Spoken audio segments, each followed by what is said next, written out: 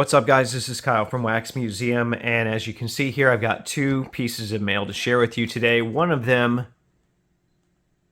is from the Indiana Pacers, so I'm going to save that one for last here. So let's go ahead and take a look at this one. This is from a viewer named Steven, and I cut it just because I didn't want to actually cut into the contents inside, but I have not looked inside yet. So I'm excited to see what all is in here. So he reached out to me and he said that he had some Pacers press photos. And just a real quick look here. Let me cover up this information down here. But he wrote me a really nice note here. And he has a big Bill Laimbeer collection and a big Pistons collection. So there are some of the things that he's looking for. So if you have some of that stuff, let me know and I can pass that along to him. Those are some of the things that he's looking for. So once again, thank you, Steven.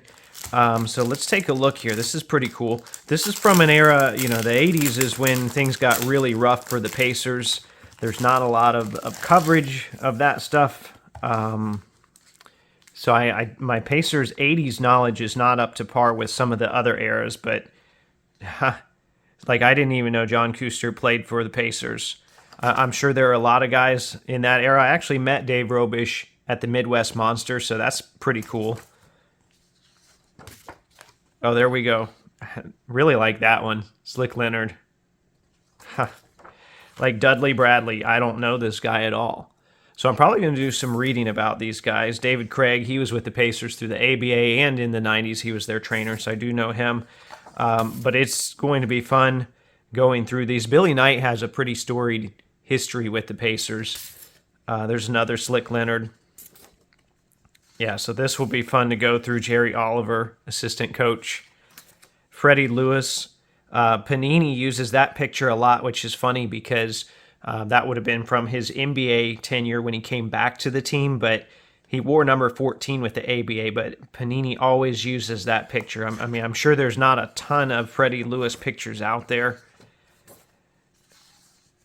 but these are great. So thank you very much, Steven. And like I said, I will try to keep an eye out for the rare Laimbeer stuff, and also hopefully if anyone's watching and following along and they have some Laimbeer stuff, hopefully they'll pass that along as well. So here's some fun.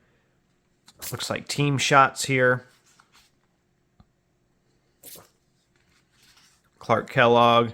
This is an interesting roster here because it's got Clark Kellogg and Billy Knight. George McGinnis came back. They actually traded Alex English for him. Which, yeah, I'm sure that puts some more people in the seats, but probably long-term not the greatest move for the Pacers. But anyway, speaking of which, the Pacers. So you might have seen a similar mailer to this when I mailed off some Benedict Mathurin custom cards that I made, and they sent those back to me unsigned, but sent me a Mathurin, I think it was a 4x6 autograph, so I decided, you know what, I'm just going to send a Haliburton card as well and see what happens. So I have a feeling it's going to be a similar situation here. I am going to cover this envelope because I put my info on that. They sent that back to me. So let's see what we got here. Oh, wow, this looks a lot nicer than some of the ones that I've seen. So they've got in here, basically, we hope that you enjoy the autograph photo, and we hope you continue to be a Pacers fan. I will, because I can't help where I was born. So they sent the card back, which unsigned, which is what I expected. That's fine. But take a look at this 4x6. I'm assuming that this is... that's a good question. I don't know that this is authentic. The last one that they sent had like a COA with it. So I'm not sure about this. If I look close, I mean, it would have to be a paint pen. This definitely, to me, looks like it's printed on there. Especially there if you look at the T and the H, where those meet up.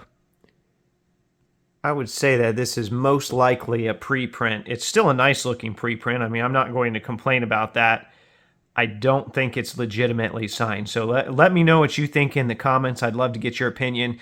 And if we see more of these coming in, because I know other people send these requests off, then we'll have a little bit better of an idea. Either way, I mean, I've gotten Haliburton autographs before, but definitely wanted to add another to the collection. So anyway, there you have it. I hope you enjoyed that nice little mix of a mail day. Remember, there are new episodes of the audio podcast that come out every Thursday.